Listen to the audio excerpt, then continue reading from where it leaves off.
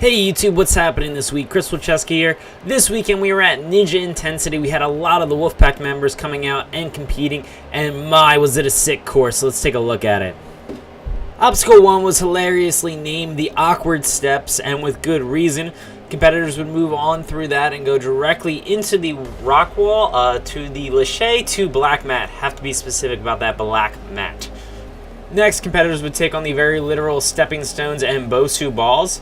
And then a quick shout out to Meagan Martin for obstructing our view of the tramp to 5 foot, to missiles, to 7 foot. Really creative on these obstacle names from Ninja Intensity. So speaking of good obstacle names, we have the Parkour Run, very similar to Hardcore Parkour from Playground and Training Academy a week or two ago. After those sweet parkour moves, competitors would move on to the ring toss. Up next, we have the Prince of Persia Wall Hugger. Actually a pretty decent name right there. Big fan of the Prince of Persia series, so pretty cool. Another cool obstacle, the Spider Walk. After those two obstacles, competitors would move on to the pegboard. Following a pretty difficult pegboard, competitors had to go through the atomic holds and then do the down-up salmon. After that, competitors would tackle the wall and then move into the upstairs of Ninja Intensity. In the upstairs, competitors would tackle the nunchucks, and then after the nunchucks, competitors would be moving on to the rolling log to rock wall. Pretty difficult transition there, actually. Then competitors would head back downstairs to tackle the floating doors. Then they would move on to the devil steps. After the devil steps was the Railrunner. I was really excited to see this obstacle here. I have not seen it in other gyms, and when I first watched it on the show, I thought this was an insanely difficult obstacle. So really cool that Ninja Intensity actually had it and it was in their course. Really tough obstacle there. So competitors that made it through all 16 of those obstacles will go on to face the last two. We have the rope swing to the ultimate cliffhanger, and then the cliffhanger part 2. So a really long and difficult course. So let's take a look at how all of our athletes did. So in the female division, third place finisher Sarah Levine was able to make it through the third obstacle. That was the Bosu balls with a time of 1 minute and 16 seconds before going out on the missile thing. So second place female was Jerry D'Aurelio. She's actually already qualified for finals. She made it pretty deep into the course. She ended up going out on the double salmon.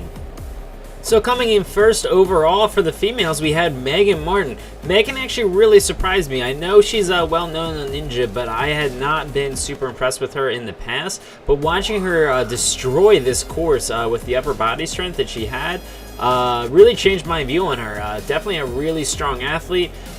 She ended up going out on the Railrunner though when she wasn't able to kind of get it up the track.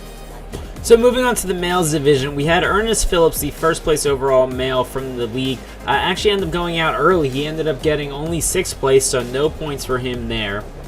We then had Lauren Ball coming in 3rd place. He's usually known as a speed guy, but he actually showed off a good amount of upper body strength on this course. He made it to the Railrunner with a time of 7 minutes and 30 seconds. So coming into that obstacle a little bit faster than him was Brian Arnold with a time of 6 minutes and 35 seconds, so almost a full minute faster. Brian Arnold also would go out on the Railrunner, but not before he secured a 2nd place finish in his first ever NNL event. Alright, so first place finisher was Jake Murray. Jake Murray also just came off a win from Gravity Forge, so he's been doing really well in the National Ninja League. I also wanted to take a second to shout out the Wolfpack Ninja Tour. I'm not sure if you guys are familiar, but most of these athletes that finished in the top spots were part of the Wolfpack Pro team. So we had Brian Arnold, Lauren Ball, Jerry D'Aurelio, Meagan Martin, Jake Murray. They're all part of the Wolfpack Pro team that will be hosting an event November 3rd in Loveland, Colorado.